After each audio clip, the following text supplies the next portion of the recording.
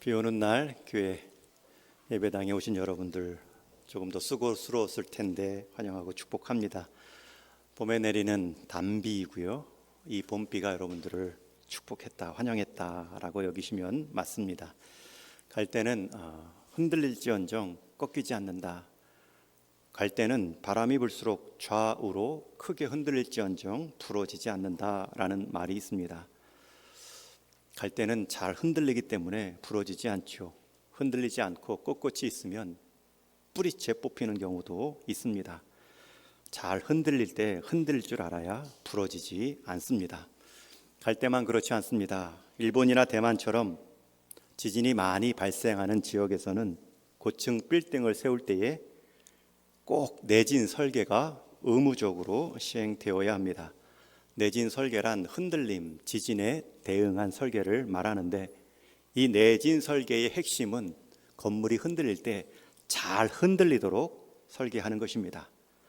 좌우로 휘청일지언정 중심을 잃지 않고 진동이 멈추면 다시 꼿꼿이 중심을 잡아 서는 것, 이게 내진 설계인데, 이 내진 설계는 우리 인생에도 필요합니다. 우리 인생이란 흔들림이 없을 수 없기 때문에 그 흔들리는 과정에서 한쪽으로 치우치거나 그 흔들림 때문에 지치지 않고 중심을 잡아내는 오뚜기처럼 서는 그 과정, 그것이 인생입니다. 부러지지 않기 위해서는 흔들리는 법을 배워야 합니다. 이러한 이미지를 갖고 비비안 그린이란 영국 작가는 심지어 이렇게까지 말합니다. 인생이란 폭풍우가 지나가길 기다리는 게 아니라 그 빗속에서 춤추는 법을 배우는 것이다. 우리 인생이란 폭풍우가 오지 않는 것, 무사히 비켜가는 것이 행복이 아니라 그 폭풍우 때문에 내가 강해지는 것, 내가 그 폭풍우 속에서도 춤출 수 있는 법을 배우는 것, 그러면서 내 인생에 내력이 생기는 것, 그것이 인생의 행복이다 말합니다. 요셉의 삶이 그런 내진 설계가 지금 거의 완성되고 있습니다. 요셉은 수많은 일들로 흔들리기는 했으나 하나님을 중심축 삼아 다시 일어섰고, 내력을 경험하며 더 강해져서 오히려 이제는 주변의 약함을 붙잡아주고 부족함을 채워주는 인생이 되었습니다. 애굽의 7년의 대풍년이 끝나고 이제 오늘 본문에서 대7년 흉년이 시작되고 있습니다. 대개는 한두 해만 흉년이 연속으로 와도 나라에 큰 어려움을 겪습니다. 그런데 장장 7년이라고 하면 미리 예고되었어도, 미리 비축해둔 식량이 있다 할지라도 이것은 분명 국가적 큰 위기 상황입니다. 그나마 애굽은 창고라도 짓고 곡식을 모아놨는데 주변 국가는 더 어려운 상황입니다. 주변 나라 중에는 요셉의 부친 야곱이 살고 있던 가나안 땅도 예외가 아닙니다. 이제 오늘 본문에서는 이제 가나안 땅을 비추어 주고 있습니다. 애굽에서 카메라가 이렇게 옮겨 다른 화면으로 넘어간 것처럼, 그러면 요셉의 가족이 살고 있는 가나안 상황은 어떤가? 그 배경의 설명을 1절에서 이렇게 하는데 우리 한번 같이 읽습니다. 시작. 그때 야곱이 애굽에 곡식이 있음을 보고 아들들에게 이르되 너희는 어찌하여 서로 바라보고만 있느냐? 이런 뜻이지요. 지금 먹을 끼니가 이제 없어지는데 남의 집들은 다 식량 구하고자 여기저기 다니고 애굽까지 내려가고 있는데 너희는 아들 10명이나 되어 지금 왜 움직이지 않고 있느냐? 그래서 이어지는 2절 말씀해 보면 가서 사오라. 그러면 우리가 죽지 아니하리라. 여러분, 여기서 특별히 야곱이 아들들에게 명령하고 있습니다. 여러분, 이 아들들은 요셉을 하대했던, 막내 취급했던 소위 말하는 장자로 형들의 자리입니다. 그런데 그 형들 10명이 지금 자기 집 안의 창고도 채우지 못하고 있습니다. 이에 반해서 요셉은, 형들이 그렇게 하대했던 요셉은 지금 한 가정의 창고만 채운 것이 아니라 한 나라를 넘어 그 나라 주변 전체 나라까지 먹을 수 있는 그 창고를 비축하며 준비해 놓았습니다. 형들과 요셉이 지금 비교되고 있습니다. 이제 아버지 명을 따라 이제 내려가야 됩니다. 형들 입장에서는 내려가기를 꺼려하고 있습니다. 형들이라고 배고프지 않고 애굽의 가난을 채울 수 있는 곡식이 있다, 그 지식이 없어서 내려가지 않은 것이 아니죠. 그 상황에서 형들이 먼저 과감하게 저희가 가서 알아보고 오겠습니다 라고 말하지 못한 이유가 있습니다. 그 곡식이 가득한 애굽 땅에는 먹을 것만 있는 것이 아니라 자신들이 한때 시기하여 팔아넘긴 요셉도 있기 때문입니다. 형제들이 지금까지 말해오지 않은 숨은 죄를 느끼게 하는, 죄책감을 깨닫게 하는 땅이기 때문입니다. 사람이 큰 상처가 있고 큰 실수가 있던 자리는 다시 가는 것을 원하지 않아 합니다. 많은 남자분들 군대 생활 고생하면 고생했을수록 그 자리, 그 이름도 기억하기를 원치 않지요. 중국에 있을 때 한 선교사님 사모님이 갑작스럽게 추방당한 일이 있습니다. 공안에 추격 조사를 받고 주변 후에 가서 보니 이 밥솥에 주걱을 그대로 두신 채 그날 밤에 빠져나가신 일이 있죠. 정식으로 체포되어 추방당하기 전에 나가신 것이 아니라 여권은 살아있고요, 훗날 몇 년 뒤에 다시 서안에 오신 적이 있습니다. 여러 곳을 다니지만 자기가 살던 집만큼은 못 가겠다 말씀하십니다. 그만큼 그날의 충격이 컸기 때문입니다. 놀랐기 때문입니다. 형제들 역시 비록 나이가 들었지만 애굽에 대한 아픈 기억이 있습니다. 동생 요셉을 중동 상인을 통해 애굽으로 팔아넘길 때에 울부짖고 있는 요셉의 얼굴이 지워지지 않았기 때문입니다. 그러나 그러한 마음의 부담보다도 더 시급한 것이 지금 먹고 살아야 될 생명의 부담입니다. 게다가 아버지 야곱까지 채근하자 10명의 형제들은 할 수 없이 곡식을 사러 애굽으로 내려갑니다. 그런데 3절 말씀에 보면 현재 야곱의 아들들은 모두 11명인데 10명만 내려가죠. 그것은 아버지 야곱이 제일 막내인 요셉보다 더 어린 더 동생이었던 베냐민을 함께 보내지 않았기 때문입니다. 그 막내 베냐민은 아버지 야곱에게 요셉을 잃고 난 후에 유일한 낙이 되는 위로입니다. 가장 사랑했던 아내 라헬로부터 얻은 두 아들이 있는데 요셉과 베냐민 중에 요셉은 이미 잃었습니다. 그 남은 베냐민마저 잃을 수 없다, 형들만 먼저 가라 하는데 형들이 아무 불평 없이 내려가고 있습니다. 여러분, 형들도 조금씩 변해가고 있죠. 요셉과 같이 대했던 그 마음으로 베냐민을 대하고 있지 않고 그 베냐민을 아끼고 있는 아버지 야곱의 마음을 헤아려 주고 있습니다. 형들이 이제 내려가는 과정에서 각국에서 몰려오는 애굽을 향한 그 긴 행렬들을 마주치게 됩니다. 형들은 그들보다 먼저 가서 창고 앞에 쓰고 곡물을 배당받기 위해 부지런히 젠걸음으로 내려갑니다.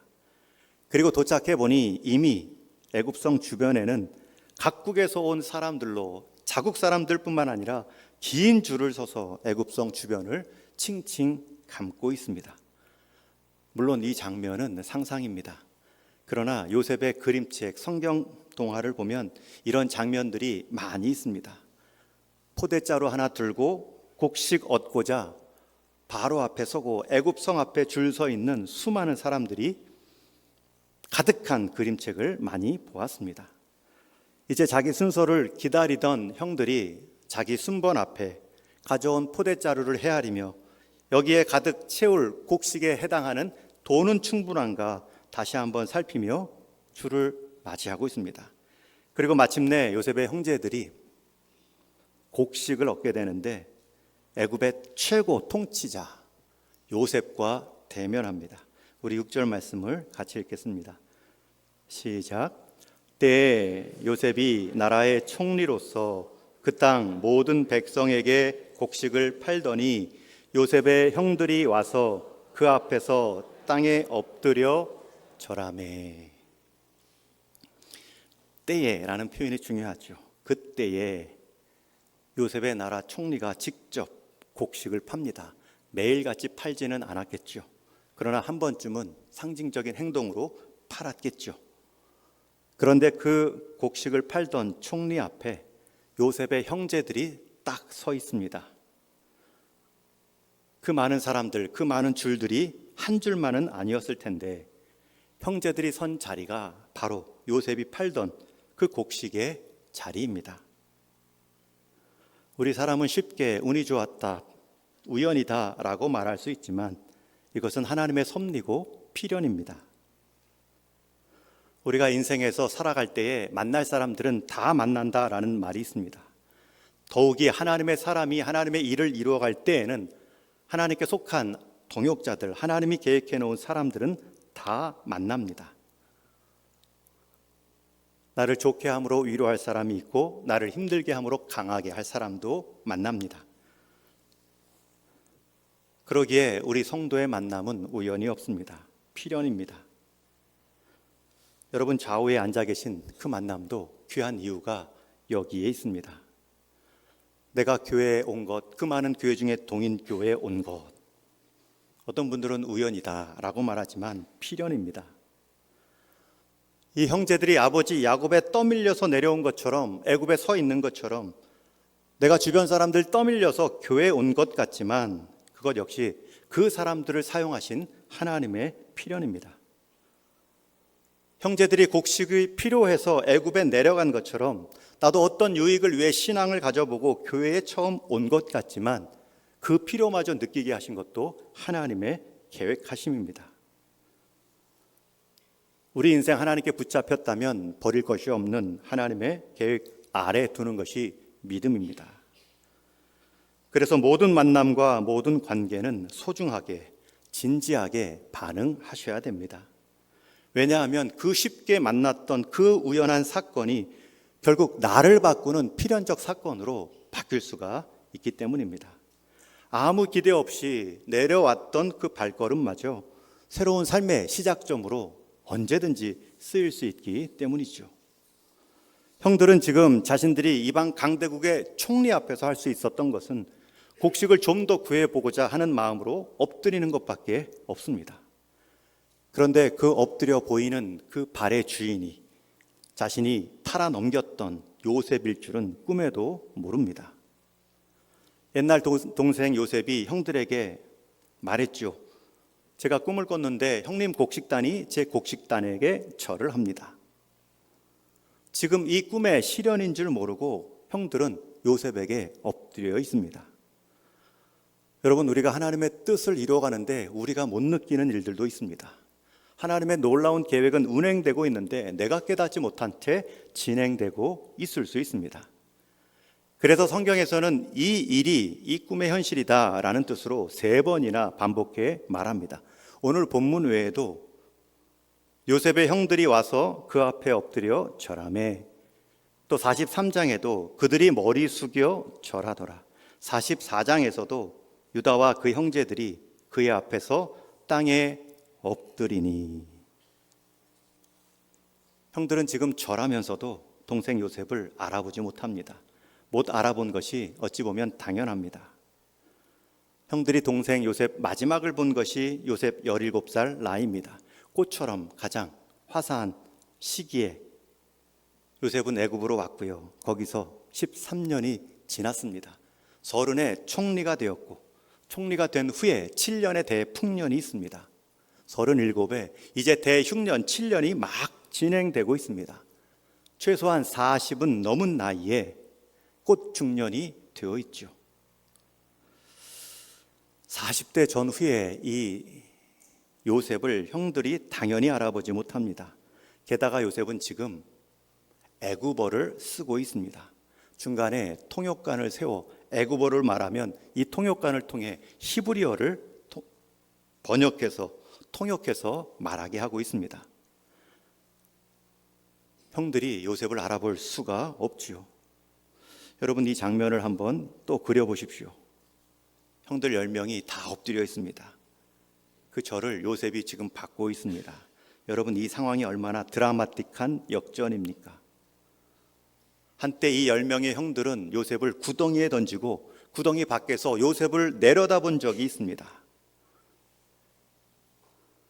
그렇게 던져놓고 형들은 한쪽에서 태연하게 밥까지 먹던 자들입니다. 그런데 이제 상황이 정확히 바뀌어 있습니다. 지금 기근의 구덩이에 빠진 자들은 형들입니다. 곡식을 간곡히 구하는 자들은 형님들입니다. 그런 모습을 지금 요셉이 내려다 보고 있죠.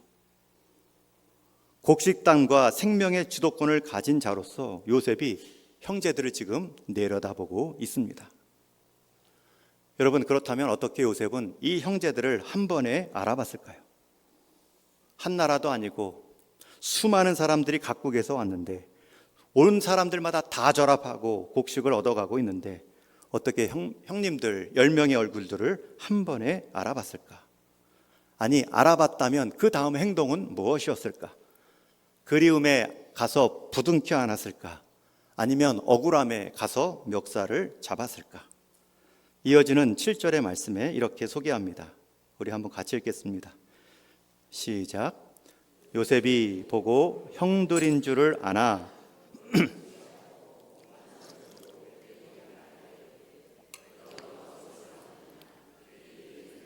곧 가나안에서 왔나이다. 요셉은 한 번에 알아봤다 말합니다. 물론 먼저 알아볼 수 있는 유리한 이점들이 있습니다. 평소에도 요셉은 고향 땅을 생각하고 있습니다. 특별히 이 흉년의 때에는 아버지 야곱은 잘 계시고 잘 생활하고 있을까 더 생각났겠죠. 혹시 10명의 형제들도 다 얼굴이 변할 수 있지만 그 중에 한두 명은 여전히 기억나는 얼굴들일 수 있습니다. 요셉은 여기서 형들을 한 번에 알아봤을 뿐만 아니라 의외의 행동들을 하고 있습니다. 다른 표정, 더 근엄한 태도로 그들에게 다그치듯 묻습니다. 너희는 정탐꾼이 아니라 이 나라를 오히려 틈을 엿보러 왔느니라. 요셉이 형들을 알아봤다라는 게 놀라운 것이 아니라 알아본 뒤의 행동이 놀랍습니다. 알아봤으면 어서 오십시오, 아버지는 잘 계십니까? 반가움을 표하든지, 아니면 여기까지 자기 생명은 귀한 줄 알고 찾아오며 동생의 생명은 그렇게 하찮게 여기셨습니까? 타박하든지. 둘 중에 하나의 행동을 예상하고 있는데 전혀 다른 행동을 하고 있습니다. 통역관을 세워서 질문하죠. 어디서 왔느냐? 이 나라를 정탐하러 왔느냐? 전혀 모르는 사람 대하듯 언어와 태도를 바꾸어 몰아치고 있습니다. 왜 요셉에게 형들에 대한 반가움이 없겠습니까? 왜 요셉에게 형들을 만난 이 장면, 이 사건의 신기함이 없겠습니까?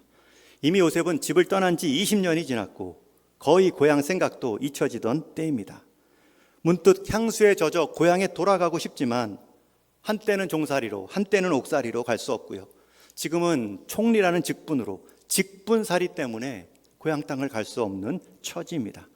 그런 상황에서 고향에서 형들이 내려왔는데 왜 안 반갑겠습니까? 이미 요셉은 이 형제들을 포용하고 감싸 안을 수 있는 인격의 사람으로, 그릇으로 빚어진 상황입니다.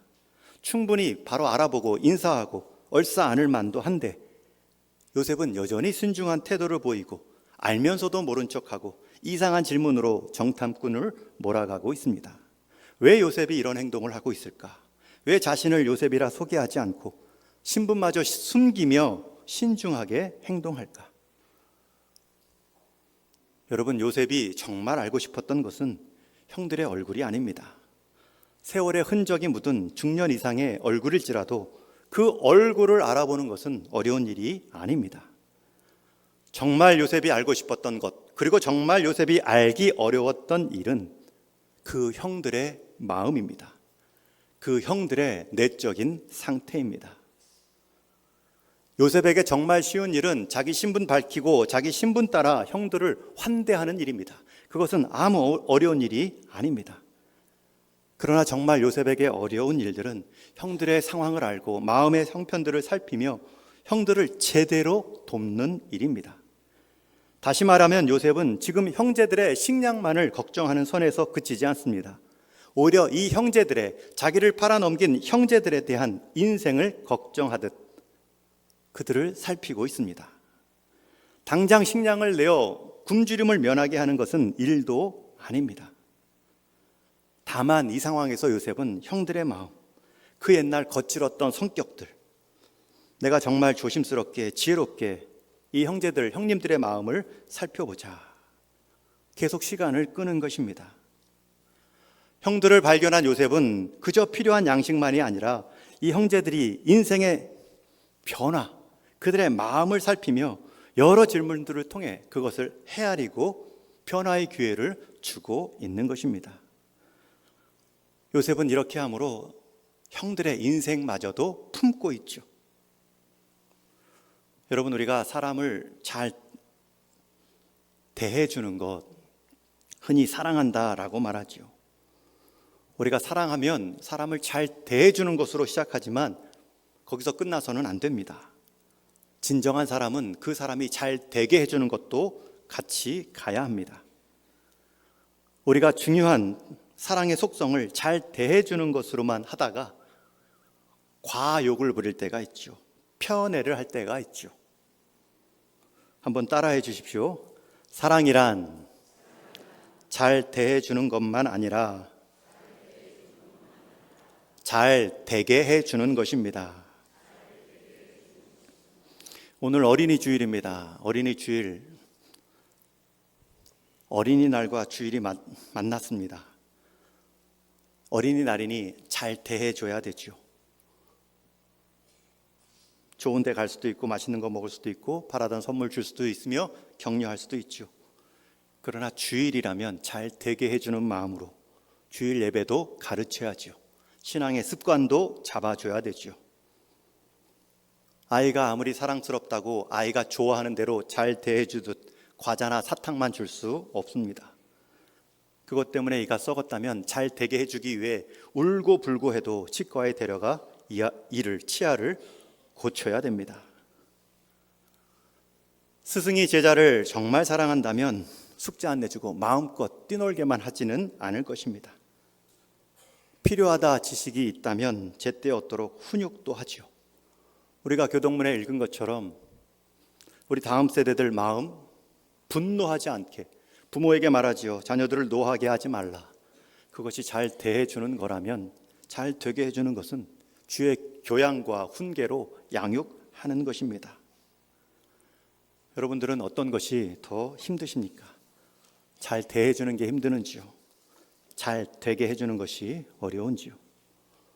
요셉에게 있어서는 잘 되게 해주는 것이 어렵습니다.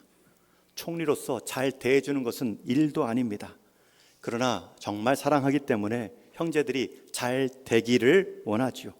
시간을 끌고 살피고 있습니다. 목회자가 성도들을 사랑합니다. 잘 대해줘야 되죠. 그러나 잘 되게도 해야 됩니다. 신앙생활이 무너졌는데, 신앙 습관이 없는데, 신앙 습관이 있다 해도 형식적인데 옳다 하는 목자는 사꾼 목자입니다. 성경 읽기에 열심을 내십시오. 말씀의 생약을 삼키십시오. 기도의 자리를 배우심으로 기도의 습관을 이어가십시오. 기도로 하나님의 은혜를 덧 입으시고 말씀으로 하나님의 은혜를 넓혀 가십시오. 때로는 헌신도 배우고 공동체를 위해 자기를 한번 내려놔 보십시오. 여러분, 이것이 사랑입니다. 이것이 하나님께서 우리 삶을 눈여겨보는 기준입니다. 그런 모습 속에 우리는 함께 변해가는 것입니다. 이것을 경험하도록 지금 요셉은 형제들을 살피고 있습니다. 자기 권한이라면 잘 대해주는 것은 문제도 아니지만 자기 권한으로도 할 수 없는 것이 이 사람이 잘 되게 하는 것입니다. 할 수 있는 권력 과시를 다 내려놓지요. 제가 이런 것까지 줄 수 있습니다. 얼마든지 과시하듯 행할 수 있습니다. 그러나 요셉의 관심은 형님들 정말 변하셨는지요? 여전히 변하지 않은 채 여전히 육신의 양식만 구하고 있지는 않는지요? 혹시 옛날 그 모습 그대로 남아있는 것은 아니신지요? 형님들 정말 인생에서 두려울 것은 곡식의 모자람, 곡식의 흉년이 아닙니다. 형님들이 지금까지 나이 먹도록 인격의 흉년, 내면의 성숙이 없는 나이 들어감, 성찰과 돌아봄이 단 한 번도 없는 인생의 흉년이 정말 두려운 기근입니다. 요셉은 매몰차게 형들을 몇 번이나 추궁하죠. 형들도 억울한 듯 대답합니다. 13절에 우리 한번 같이 읽습니다. 시작. 그들이 이르되 당신의 종 우리들은 12 형제로서 가나안 땅 한 사람의 아들들이라. 막내 아들은 오늘 아버지와 함께 있고 또 하나는 없어졌나이다. 반쪽 진실이지요. 진실 표현이지만 반쪽입니다. 지금 형들을 추구하며 형들의 말을 듣고 있는 요셉, 통역관을 통해 듣고 있는 과정이 있지만 형들이 말하는 걸 다 압니다. 이해할 수 있습니다. 그런데 형들이 어떻게 마지막 표현하고 있습니까? 또 하나는 없어졌나이다. 여러분, 그 하나가 지금 앞에 서 있습니다. 그 하나로 표현된 요셉이 그 말을 들을 때 심정이 어땠을까요? 형들의 입장에서는 차마 동생을 팔았다, 요셉의 애굽 상인들에게 넘겼다라고 말할 수는 없었겠죠. 그저 하나 있다가 없어졌습니다 라는 표현이 나올 것입니다. 그런데 그 없어진 자가 지금 그 말을 듣고 있습니다. 요셉이 대답합니다.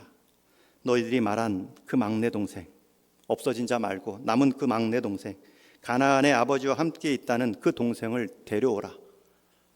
그러면 내가 너희 말을 믿겠다. 한 사람이 돌아가서 데려오라. 여러분, 형제들 중에 아무도 나서지 않습니다. 돌아가서 아버지 야곱을 설득할 자신이 없었겠죠. 마지막 아버지의 위로인 아들 베냐민마저 데려오라는데 아버지가 쉽게 허락하지 않겠죠. 아무도 말을 못합니다. 그러자 요셉이 제안을 바꾸어 내놓습니다. 그렇다면 너희 중에 한 사람만 여기 남고 다 돌아가서 데려오라. 그 말과 함께 요셉이 시므온을 직접 지명합니다. 당신이 남으십시오. 여러분, 이것도 요셉이 배려하는 행동입니다. 처음 한 사람만 보내는 거에서 한 사람만 남긴 것, 다 돌아가게 하는 것도 배려지만 그 남은 한 사람이 시므온이라는 것도 배려입니다. 왜냐하면 형제들 중에 누구 한 사람이 볼모가 되어 인질이 되어 남는 것처럼 지목하기가 얼마나 힘들겠습니까? 스스로 자원하지 않느냐 한 누구 하나는 남아야 되는데 누가 남아라, 누가 말할 수 있고 누가 남기를 원하겠습니까? 그런데 요셉은 시므온을 지명하고 있습니다. 이 시므온은 12아들 중에 둘째 아들입니다. 서열대로라면 첫째 르우벤을 보내야 되죠. 그러나 르우벤은 처음 요셉을 팔지 말자라고 말했던 긍휼의 장자의 마음이 있습니다. 그리고 르우벤은 돌아가야 아버지가 그나마 장자의 말을 들을 것입니다. 설득력 있게 말할 수 있는 사람이 바로 르우벤입니다. 그리고 그 다음 주에 시므온이 있는데 시므온은 서열상 두 번째일 뿐만 아니라 기질상 거친 사람입니다. 이전에 여동생 디나가 옆 종족에게 겁탈을 당하죠. 부족장에게 성적 희롱을 당합니다. 그때 이 형제들, 이 오누이들이 다 나가서 전쟁을 일으키고 그쪽의 남자들을 거의 다 죽이는데 가장 앞장선 흉폭한 형제가 바로 시므온입니다. 그 형을 지금 남겨놓다는 것은 다음 서열이라는 책임감뿐만 아니라 이런 형이라면 남아도 외롭지 않겠지, 이런 형이라면 감옥 생활쯤 견딜 수 있겠지, 요셉의 배려가 느껴집니다. 그러자 형들이 이렇게 21절에 말합니다. 우리 한번 21절도 같이 읽겠습니다. 시작. 그들이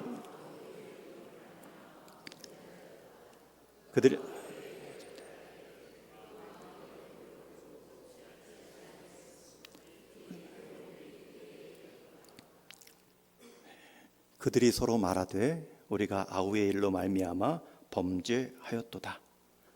여러분, 특별히 여기서 그들이 서로 말하되, 이제 그들이 서로 말하는 내용이 바뀌었습니다. 앞에서는 그들이 서로 얼굴만 보고 있습니다. 애굽에 내려가지 못하는 이유가 있음에도 얼굴만 바라보고 있습니다. 그러나 그들이 애굽에 내려와서는 이제 서로 말합니다. 우리가 아우의 일로 말미암아 범죄하였도다. 여러분, 이 표현은 우리가 분명히 죄를 지었다, 시인이자 고백입니다. 더 자세하게 표현하지요. 그가 우리에게 애걸할 때에 그 마음의 괴로움을 보고도 그 애걸하는 마음의 모습이 괴로움이었구나 형들도 알고 있었지요. 그런데 그것을 듣지 아니하였다. 그러니 우리 역시 그 괴로움을 지금 당하고 있는 것이다. 여러분, 이 표현이 요셉이 기대한 말이고 지금까지 일들을 꾸민 이유입니다. 더 정확하게는 이 말씀을, 이 표현들을 형제들에게 꺼내기 위해서 하나님께서 요셉에게 그런 마음을 주셨고, 이 형들의 고백을 통해 요셉은 그동안 쌓여왔던 모든 일들이 눈 녹듯 사라졌겠지요. 형제들은 20년 전 일이지만 그 일에 대한 자책을 여전히 품고 있습니다. 형님들은 나의 어떠함에 전혀 관심 없고 오히려 동생 하나쯤 팔아넘기는 완고한 냉혈한인 줄 알았는데 여전히 동생의 괴로움을 느끼고 있는 피부치 형제였구나. 지금 요셉이 이 말을 직접 듣고 이해하고 있습니다. 통역관을 통해 전달되어지고 있지만 형제들이 얘기했을 때 바로 듣고 울컥하죠. 모처럼 모국어로 오랜만에 들었을 뿐만 아니라 그 모국어를 형들에 의해 듣고 있고요. 그 형들에 의해 들려진 말이 나를 향한 죄책의 말입니다. 여기서 그간에 상처받은 모든 요셉의 과정들이 이제 요셉의 울음으로 해소가 되고 있습니다. 오늘 말씀에서는 더 이상 울음을 참지 못하고 잠시 자리를 피해 다시 돌아왔다 성경은 기록합니다. 울면서 그런 생각이 들었겠지요. 그래, 바로 이런 형들이었잖아. 그런데 그때는 왜 그렇게 내가 아무리 조금 잘난 체하고 까불었다고 해서 그 정도는 아니었잖아. 우리는 이 장면을 보며 요셉의 행동과 형제들의 대응을 보며 화해의 시작, 회복의 조건이 무엇인지를 보게 됩니다. 여러분, 불화는 양쪽의 책임이 있죠. 불화는 양쪽의 몫이 있습니다. 요셉의 몫이 있고 형제들의 몫이 있습니다. 이 요셉의 몫을 준비하기 위해 요셉은 그간의 기간들을 견뎌냈습니다. 그 형들마저 품어낼 수 있는 그릇으로 빚어졌습니다. 여기서 그치지 않습니다. 형제들의 몫도 있습니다. 그 사실을 인정하고 그 죄책감을 고백하는 일입니다. 그리고 이 두 가지를 지혜롭게 절묘하게 엮어가시는 하나님의 일하심이 있습니다. 화목에는 양쪽의 역할이 있습니다. 여러분, 그 중에 누구의 역할이 클까요? 누구의 역할이 주도적일까요? 오늘 말씀의 제목은 상처 입은 치유자입니다. 요셉은 형들에게 먼저 상처를 입었고, 그리고 그 수많은 상처들을 지나면서 요셉의 그릇은 커져갑니다. 그러나 그 상처를 상처로 갚지 않았기 때문에 요셉은 치유자가 될 수 있습니다. 치유의 손길로 그저 형들을 생명의 연장으로 곡식만 주는 것이 아니라 생활의 연장, 그들의 영혼의 연장으로 그들의 일생을 돌아볼 수 있는 기회로 만들어가고 있습니다. 우리가 생명의 연장에서 상처 입은 치유자 역할을 할 때가 있을 것입니다. 여러분, 그것이 먼저 그릇으로 빚어진 모습이고 먼저 은혜를 깨달은 자의 몫입니다. 물론 그렇다고 해서 형제들의 몫이 사라지는 것은 아닙니다. 형제들도 준비되어야 되고요. 깨달을 때가 있고 고백할 때가 있습니다. 이렇게 말하면 나는 내 인생에 항상 요셉의 상처가 더 있었어 라고 말하신다면 여러분은 아직 내진 설계가 끝난 인생이 아닙니다. 여러분도 수많은 상처를 준 인생이죠. 주변에 수많은 상처 입은 치유자가 있었기 때문에 오늘의 나가 있다는 것을 깨달으셔야 됩니다. 그리고 그 중심에는 상처 입은 치유자의 원형 대신 우리 주님이 계십니다. 우리 주님은 우리의 상처 정도가 아니라 우리의 배신과 우리 하나님 인정하지 않는 불신앙으로도 하나님은 많은 상처를 입으셨고요. 그럼에도 하나님은 우리를 향해 치유하신 정도가 아니라 구원해 주시는 은혜를 보여주셨습니다. 여러분, 하나님과 사람의 화목은 그렇게 가운데서 상처 입은 치유자 되신 예수님 때문에 가능합니다. 이 땅의 수많은 화목의 자리도 결국은 상처 입은 치유자가 이루어내는 것입니다. 저는 우리 동인교회가 그러한 역할로 쓰임 받기를 원합니다. 기대하고 있습니다. 제가 서두에도 부임할 때에 인사드릴 때 단 한 가지 동인교회 온 이유는 그때 교회가 아팠기 때문입니다. 제가 부임해서 덜 아프면 저는 역할이 있고 의미가 있다 생각하고 왔죠.